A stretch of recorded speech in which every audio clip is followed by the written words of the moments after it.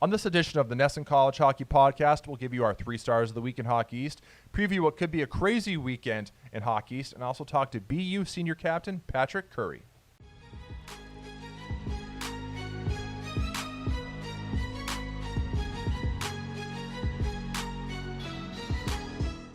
Hello, everybody, and welcome to another edition of the NESN College Hockey Podcast. I'm Dakota Randall, alongside always Pat McAvoy. Patrick, how are you? I'm doing okay, not bad.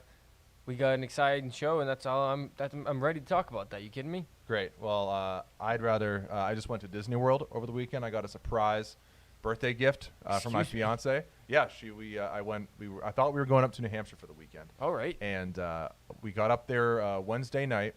And so then I woke up Thursday morning. She said, let's just give you your birthday present because we're going to go do something today. I'm like, all right. I open it up, and it's the Disney Magic Bands for the parks. And obviously, I was surprised because it's an intense gift, and then she said, we're leaving today. That's incredible. Yeah, that's what I've been doing. So I thought about hijacking this podcast and talking about Disney World the whole time. That's I'm a cool huge with me. Disney nerd. I went to Disney in October. You did? Mm-hmm.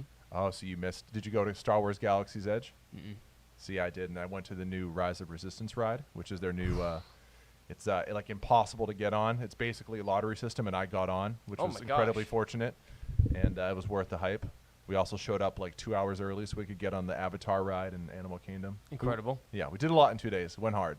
How does that logistically work? Like, you wake up, and you're told right then you're going to Disney, and then obviously you had the bands, but like the park opens at, I think, 8 or 9 a.m. We didn't go on Wednesday. We showed up. Wednesday we flew down there, and then we went to dinner at Animal Kingdom Lodge, which is one of the hotels, and we went this like delicious African themed dinner, and so we just had dinner Wednesday night, and then we did the parks. We had dinner Thursday night when we got there. We left Thursday, and then we did the parks Friday and Saturday, and left Sunday morning. So we hustled. That's incredible.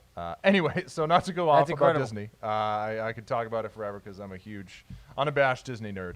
But we are here to talk about college hockey, and we have a great show for you today. We're entering the final weekend of the Hockey East regular season. Can you believe it? No. So we'll spend a good chunk of time talking about the standings entering the weekend. And we also have an interview with BU captain Patrick Curry ahead of his team's huge weekend series with Northeastern. We'll also give you our 3 stars of the week, as always, and all that other good stuff. But first, we want to go over the NESN schedule. It all starts Friday with BU at Northeastern at 7 p.m. on NESN. Then Saturday is part of our Super Saturday. We got a ton of college games on the NESN networks, NESN and NESN Plus. A lot of ACC college basketball action. But we got 2 women's hockey semifinal games, Northeastern versus Maine at noon on NESN Plus, and then UNH versus UConn at 3:30, I believe, on NESN Plus. I didn't write the time down, but I believe it is 3:30. And then Sunday is the Women's Hockey's Championship. Obviously, we don't know the 2 teams yet, but it will be 2 of those 4 clubs.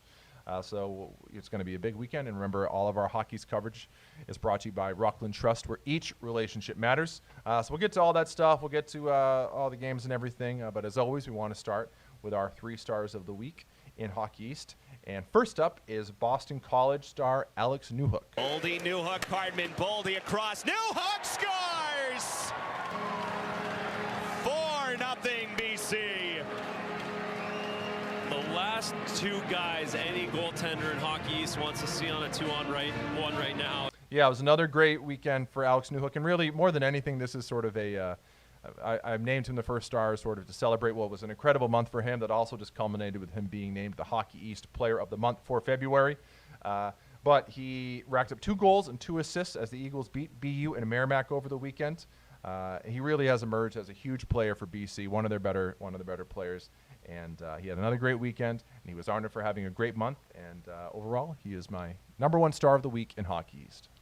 Up next, we have Spencer Knight. Spencer Knight, we couldn't have said his name enough on the podcast so far. Yeah, we said it a lot. This season, I guess is the way to put it. He was a force in net again. He went 2-0. He stopped 49 of 51 shots on the weekend, including an incredible 30 of 31 against BU to help the Eagles actually win the Hockey East regular season title. He's won 7 games in a row, and he's going to be a force to reckon with in the playoffs as they approach. I mean, my thought is not all you need, but one of the most important thing in hockey playoffs is anybody can win anytime. All that matters is a hot goalie, Right. and BC seems to have the hottest right now. Which is why you think maybe Lowell could ultimately have a chance, Absolutely, depending on what 100%. happens, because of how good Tyler Wall has been. And, $1,000,000%. and Maine also has a great goalie up there that we haven't talked about much. But, Mhm. yeah, like you said, it really can all be about a hot goalie. But, Mm-hmm. yeah, Spencer Knight, worthy number 2 star. And number 3 star, if I was really going on overall performance for the weekend, I probably would have made this guy my number 1 star, but I wanted to give New Hook the nod for what was a great month. John Leonard of UMass, the Hobie Baker candidate, had another big weekend, totaling 6 points on 3 goals, 3 assists. UMass earned a split with UConn, and in doing so, clinched home ice in the hockey's quarterfinals, which is huge. And Leonard, as always, was in the middle of everything. Also, over the weekend, he became just the 6th member of UMass's 50-goal, 100-point club. Wow. So, he's had a stellar career and reached a really great milestone, and also had a great weekend. So he is my number 3 star of the week for Hockey East. Okay, so staying with Hockey East, it's really going to be, I think, a fascinating weekend. And we talked about it a little bit in our interview with Patrick Curry, which we'll get to in just a little bit. But first of all, I want to go over the standings entering the final weekend. And remember that the top 8 in Hockey East make the postseason. So Vermont and Merrimack already have been eliminated, which R.I.P. R.I.P. I really liked Merrimack this year. I thought they showed some spunk, but ultimately, got to win some more games. They didn't get in. Surprisingly, not too far off. No, it's just mathematically eliminated. Yeah. But, I think if tiebreakers gone a different way, maybe they could have had someone to play for this weekend. I'm not even sure who they play if they have 2 or 1 games. Might come down to only having 1 game. I'd have to check. Anyway, I don't know everything. But so number 1 is Boston College, as we mentioned, clinched the regular season title. Number 2 is UMass, then UMass Lowell, UConn, Maine, and number 5. So those 5 teams are locked into the postseason, into the Hockey East tournament.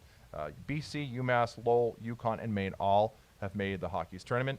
And then after that, it's BU at number 6, Providence at number 7, Northeastern all the way down at number 8, surprisingly, and number 9, UNH. So it's really BU, Providence, Northeastern, and UNH fighting it out for those final 3 spots. And I don't know about you, Patrick, but it's going to be a pretty cool weekend in Hockey East. 100%. To be honest with you, I think ultimately the way it's worked out right now, the schedule that you just read, I mean the stands that you just read, I think that's ultimately going to be what the playoff works out to be, just because of matchups for this upcoming weekend. Probably. But this is unbelievable. This is crazy. Yeah. And I mean, so to go into further detail, BU is in 6th with 23 points. Yeah. Providence in 7th also with 23 points. And same thing as always, a win gets you 2 points, tie gets you 1. Northeastern in 8th with 21, and UNH 9th with 20. And Northeastern got swept over the weekend by Vermont, I believe, and I believe BU also lost both of their games. So both those teams look to be locks to make the tournament, and after having bad weekends, suddenly anything's in play. And as far as schedules, BU again has those 2 games with Northeastern, and UNH has 2 against BC. So that's big because, obviously you think you have to pick the Eagles in both of those games. Also, Providence has 1 against Maine. Yep. So anything can happen. I mean, Providence has 23. If Providence loses and UNH somehow sweeps BC, UNH leapfrogs Providence. Yep. Also, if Northeastern gets swept by BU, which I think could be on the table, who knows, and UNH just splits with BC, UNH gets in. So really, there's a lot that's going on this weekend, and also just in general, the standings could fluctuate, and we have the matchups aren't set. Mm-hmm. Like this is crazy to think about. Northeastern's getting swept by Vermont. That's crazy. They've been kind of floundering since the Bean Pot a little bit. I forget the exact number. I have it right here. But you wonder if maybe the high of winning the Bean Pot and that thing, they kind of thought they had. I think that's got to be part of it. I mean, you know what it is? They've lost their last 4 games, including I think it was a sweep against BC, which I mean, losing 2 to it was BC because they lost 10-1 in one of the games. Getting swept by BC, that is what it is. BC is obviously top of the standings for a reason. But Northeastern, they're a good team too. They could have. I'm surprised they didn't split. Maybe get a tie here or there. But like the sweep against Vermont, that's gonna hurt. That's real. I forget what they're in the polls right now. I think they're 16th in the poll. Well, that's huge too, right? Because if Northeastern doesn't make the tournament, suddenly you have to wonder, are they really going to get an at-large bid? I think they're deserving, but if they don't make the tournament, it's going to mean they have another bad weekend against BU. Absolutely. And that would mean they had a really bad finish to the season, and then I don't know if if they're a lock to get an at-large bid and make I don't the think you tournament. can at that point. Right, I don't think so either, and which is crazy to think because I think they're one of the best teams in hockey. East, Absolutely. and sometimes I think they're arguably a top 10 team in the country. 100%. And specifically the Beanpot showed that. They came out and both weeks had incredible games, but ever since they're 2-4. That's the number. So 2-4, four straight losses, and they're just maybe it was that high, and maybe they're just kind of riding it out throughout the rest of the season. But like, you have other teams out here that are on the opposite end of the spectrum, Right. putting in solid performance right now, and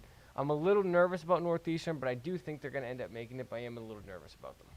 Yeah, and again, people may say, well, you're just talking about the teams that are at the bottom of the standings, and so what's it really matter? It's probably all going to be about, BC and UMass in the end. No, because even UNH, I believe, has beaten BC and UMass this year. I think they have a win against BU. I'm not sure how they've done against Northeastern, but they've shown up against some really good teams. And we always talk about the parity in Hockey East. If UNH somehow sneaks in, I wouldn't pick them to win the tournament, but if you told me that UNH somehow made it to the championship weekend at TD Garden, I wouldn't be shocked just because that's the way Hockey East goes. Yeah. Same thing for any of those teams that are at the bottom. The interesting thing about this as well, because I think not sad, I guess, but UNH I think has put in like a very solid season, Yeah. and it's the Hockey East, so a good team's going to be missing out anyway, no matter what happens. But it's definitely a shame or sad for them that they have put in this good season. They might not make it depending on how it shakes out.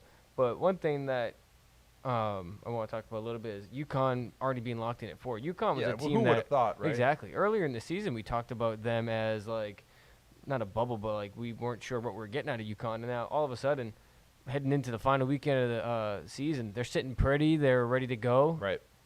and the 4 seed nonetheless too, above Maine, who I forget what they're ranked in the poll. We'll get to that later on in the show, but like UConn is just sneaky, quietly, just kind of rose above the ranks, and they're ready to go. Looks like they're gonna have a home game, perhaps. Right, and they again, it kind of goes to show you they have a lot of talent on that team. We've talked about it, and sometimes it just is a matter of and they had a lot of players that weren't familiar with each other. Yep. And sometimes it's just a matter of as you get further on into the season, all of a sudden it clicks for a team, and all that talent finally sorts of kind of gels. And I think that's what happened with UConn because they played some really great hockey here over the second half of the season, and they are absolutely a team to be reckoned with in the tournament. I'm still not picking them over BC, for instance, but I would give them I'd give them more than a fighter's chance. They're a quality team. They're an absolute powerhouse on offense. Of the Hockey East teams, they've scored the 4th most goals on the season, 101. Yeah, but they have they've a lot also of offensive firepower. They've given up the most too. I want that out there, 103. And another thing that's kind of interesting, just because how well UConn played within the conference, is that their overall record 15-14-4. New Hampshire 15-14-3. So it's like, what a difference of a situation. Right, and just goes to show you, just some of those league games can make all the difference in the world. And with UNH, it's really, for me, it's all about, and the same thing last year with them, it's a lot about consistency. Yeah. I think a lot of times this season, UNH has played up to its competition and down to its competition. They had some puzzling losses and some sort of, underwhelming ties or defeats against teams that you would have liked to see them beat. I think there was a weekend series against Maine when, at that point in the season, I think it was kind of the middle of the year. UNH and Maine were both looking like surprise teams in Hockey East that no one expected, and both were kind of on the cusp of making the poll or really kind of ascending in the rankings. And I think UNH got swept by Maine, and from then on, it was kind of like up and down, up and down. And but despite all that, they're still in a position where if they just win one game this weekend against BC, let alone a sweep, if they win one, then they at least have a shot at making the postseason. 100%, and that's why we're in one of the best markets that we can even be in right now to even see this, because as we spoke about in the show last week, there's not much college hockey going on, but we are in like the hub of college hockey, and we're about to see one of, if not the best weekend of the season, no doubt about it. Right, yeah, and again, if you're a college hockey fan, especially a Hockey East fan, find a way to try and watch a lot of the games this weekend, because they essentially are playoff games for a lot of these 100%. teams. So going off of that, let's talk. We spoke this week with a player who has a lot to play for this weekend as well. Boston University senior captain Patrick Curry. Again, the senior's having his best season from an offensive standpoint. He has 18 goals and 12 assists for the Terriers. Again, BU has lost 3 in a row and suddenly has a huge weekend on its hands against Northeastern. So I talked with Patrick a lot about that. Just sort of how BU got off to a tough start to the season, and around the middle of the year, once they got healthier and sort of the freshman class gelled with the older players, they sort of took off from that point, despite the a couple recent results that they wish had gone a different way. So talked about that, reflected on his overall career at BU, and he was great to talk to, and I was glad to have him on the program. So without any further ado, here is our interview with BU senior captain Patrick Curry. In the near circle, entry pass to Curry and a goal. Patrick Curry, the captain, buries it, and the Terriers have cut the UConn lead in half. Well, we talk about adjustments, Murray. There's one right there, the Terrier power play. Okay, so I'm here with Boston University senior forward Patrick Curry. Patrick, how are you doing today? Good, thank you. Yourself? I'm doing well. Listen, first off, you guys started the season a bit rough, but around December you really turned things around, and since have played some really good hockey despite the last few games. What was the key for the turnaround? Was it just getting healthy, or was it young players becoming more comfortable with each other, or something else? Yeah, well, I think it was honestly a combination of both. Obviously, you saw we had some big injuries at the start of the year. Obviously, not having Ty Amonte with us for the season definitely hurt us. Logan Cockrell was another huge piece that was injured. He's a guy in the locker room who has a pretty strong voice. So I think that was one of the biggest things was getting guys back from injury. I feel like that helped us just have more depth and have guys in there who have played seasons here with us before. And then, on top of that, the freshmen, obviously it's always a learning experience coming in college hockey. You're playing against older players. We have a lot of young freshmen who are talented, but just kind of figuring out what works for them at the college level and adapting, and I think that was what led to some success there in the middle of the season. Great. Well, a few weeks ago, your spot in the Hockey's tournament appeared safe, but you've lost 3 in a row, and now anything can happen with one weekend left. What's happened the last few weeks, and what do you guys need to correct going into the series against Northeastern?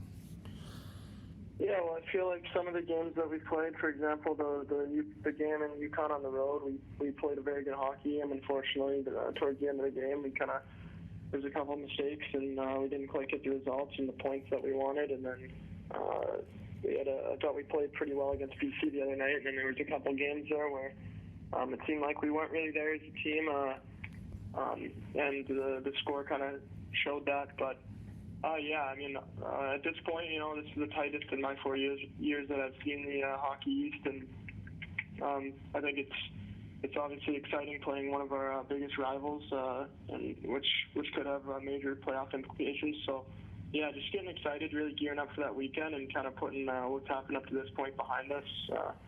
It's all in front of us, and we have a good opportunity to solidify our spot in the Hockey East playoffs. So pretty much just gearing up for Northeastern, and just excited to play them.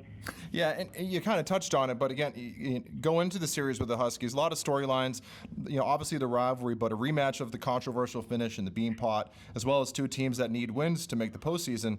So you kind of put all that in the rear view as you get ready for these games? Yeah, for sure. Obviously, something like what happened in the Bean Pot, it's kind of tough to get out of your mind. And inside of our locker room, we feel like this is the team that we kind of want to play. In this situation, it's going to be a really exciting game. It's going to be highly competitive, and obviously we don't like them, they don't like us, and it really couldn't come down to a kind of a better series for what's going to happen in the playoff picture. And you just we're going to take away some notes from when we played them last, maybe some things we can do better, some adjustments we can make, but as a whole, just making sure everybody's there mentally and physically, and ready to compete, because it's going to be the team that wants it more at the end of the day this coming weekend. Okay, just a few more. Given your record, you guys probably need at least a great showing and probably a win in the Hockey's tournament to make the national tournament. As a senior captain, do you sort of take it upon yourself to make sure your team has the right mindset at this time of the year?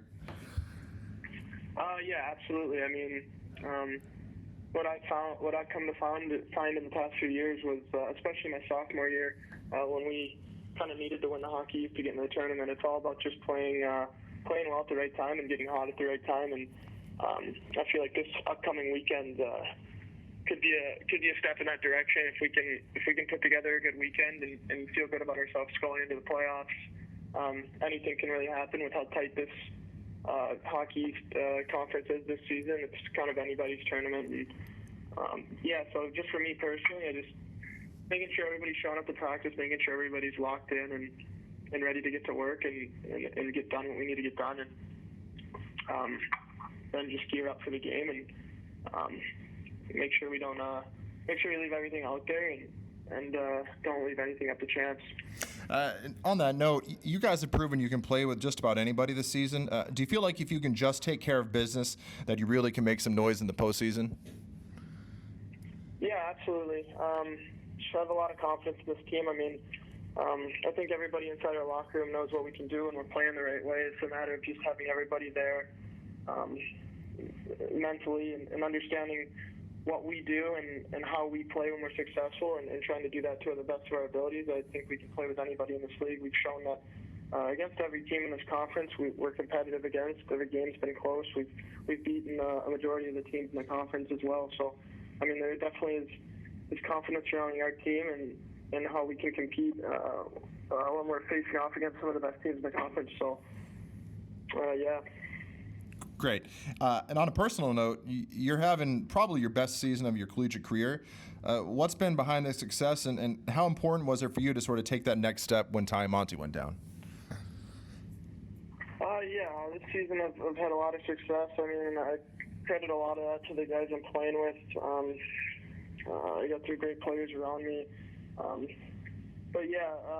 season to season, really just focusing on what I can do to be better for the team. At the end of the day, you can play as much as you want, but as a captain, I think the biggest thing you need to do is lead by example. And it was something that I took to heart when I was named captain this year, was making sure that I elevated my game and brought it to another level to help my team win. And just showing up to the rink every day with a positive outlook and the right mindset. And I think that's what's benefited me to have this type of season that I'm having right now.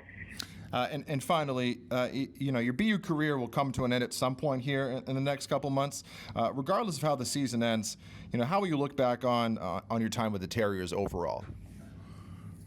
Yeah, well, I think the biggest thing I'll take away from playing with this team was the relationships I've made. It was honestly, going through juniors, I wasn't expecting to play at a school as prestigious as Boston University, so it was pretty surreal coming here and just to see how far I've been able to come. It's been unbelievable. Overall, just the relationships. I mean, I've met some of my best friends here, guys that I'll talk to for the rest of my life, and it's sad. You never really feel like it's ever going to end, and now that it's coming out of the wire, you're kind of walking around campus, taking it all in, and really just remembering all the special moments and experiences you've had here. So, yeah, just for me, just kind of looking back at all the guys that I've met, all the guys I've played with, and all the coaches and teachers and everything. It's just it's pretty crazy to see how fast it goes by, and just kind of cherishing those moments. Yeah, as someone who went to Boston University, I can personally say it's been a lot of fun watching you progress throughout your career with Boston University. All right, Pat, that's all I got. And again, I want to thank you for taking time to speaking with us, and good luck this weekend against Northeastern and perhaps beyond. Yeah, thank you. Appreciate it. All right, no problem. Have a great day. Thank you. Okay, and we're back. Again, I want to thank Patrick Curry for coming on the program this week. It was good. It was good to talk to. I thought he had some really good answers, and obviously he's been a big player for BU this year. And it'd be interesting to see what they bring this weekend against Northeastern. What is a huge series for both teams. Absolutely. So we don't have a ton of time left, but I want to go through some notable games from over the week on the national scale. Go over the polls real quick, and then we'll get out of here and let everybody get on their day. And so some of the games that I took notice of. Cornell dominates Clarkson and St. Lawrence, so Cornell finishing the season strong as expected. They're a great team. Harvard splits with Rensselaer and Union as Harvard's late season fun continues. Hard team to figure out. Providence beats Maine, and what was a sneaky big game? We mentioned Vermont sweeping Northeastern. UNH ties and loses to Lowell. Bemidji State and Minnesota State split. Northern Michigan and Michigan Tech split. One of those games was an 8-4 win for Michigan Tech over Northern Michigan, so that was impressive. St. Cloud State and Denver split, and Minnesota, Duluth, and North Dakota both swept their weekend series. So that brings us to the national polls.